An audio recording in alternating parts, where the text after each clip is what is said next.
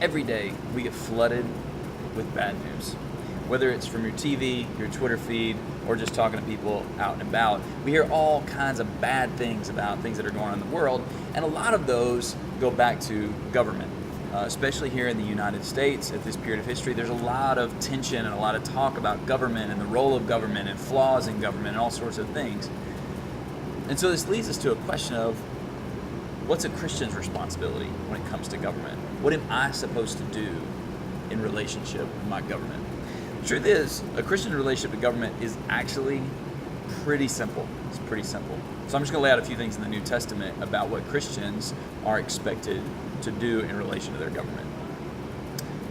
In the Gospels, we learn from Jesus that we're supposed to pay our taxes.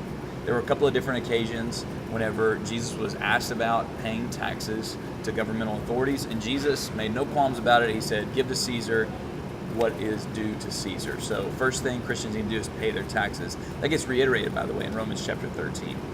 The second thing that we learned from Romans chapter 13 is not only are we supposed to pay our taxes, we also should submit to the governing authorities. So number one, pay your taxes. Number two, submit or be obedient to laws and rulers and so on and so forth. So pay, submit. 1 Peter chapter 2 teaches us a third thing, and that is that we're supposed to not only do what our governmental leaders tell us to do, but we're also supposed to respect them or honor them.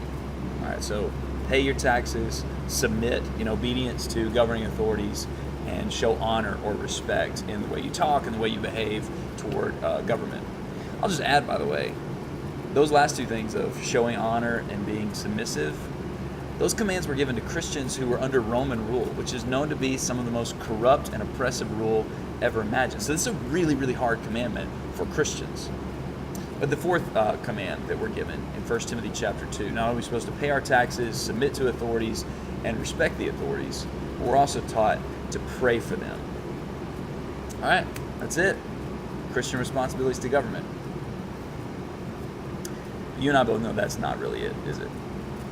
I mean, sure, I'll pay my taxes. I'll submit as long as it doesn't violate God's will. I'll submit to rulers and authorities. I'll show respect to rulers and authorities, and I'll pray for them. But what about when I look around my world and I'm really disturbed by the things that I see? I'm bothered by injustices, evil that gets promoted. And if you've been a Christian for any amount of time, then every single ruler you've ever been around has done something that should bother you. And whether it's about sexuality or about foreigners and immigration, or whether it's about the unborn or whatever, you're going to find things that really bother you. How am I supposed to respond to that? While Romans chapter 13 teaches us how we're supposed to respond directly to government, there's another text in the book of Romans that I think actually helps us to reshape our political perspective, and it helps us to navigate the consternation that we often feel when it comes to government. Romans chapter 1 actually begins the book of Romans with a political statement. Romans chapter 1, Paul says at the very beginning that he was telling people about the good news, not the bad news of the governments and kingdoms of men, but the good news of the God of heaven. And you might say, well, what is the good news, Paul? What is it that I can be excited about? Because when I look around my world, all I get is more and more bad news, and most of it comes from governmental authorities, from politics. So what's the good news?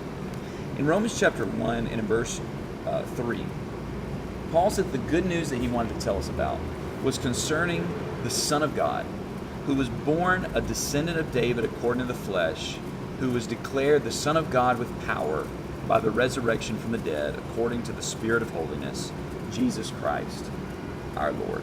This is such a loaded statement and such a loaded political statement. First thing he says, he's speaking about the Son.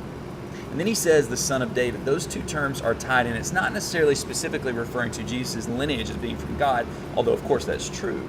It's actually something more than that, richer than that. God promised David the king, he said, your son is going to be my son. In other words, my son is going to rule the world. And we know that son, because of the resurrection from the dead, to be Jesus Christ. He's the real king. He's the real ruler. He's the real one who executes justice and sets the real laws for how the world should operate and how human beings should live and flourish and govern themselves under God's good rule. As Christians, we've got to stop being so preoccupied with changing the laws of the land, of getting certain leaders installed who would fit our priorities and what we would want. It'd be great if there would be a perfectly just ruler who was good and kind and self-sacrificing and humble and cared about his people. That'd be great. Maybe actually I should say it is great.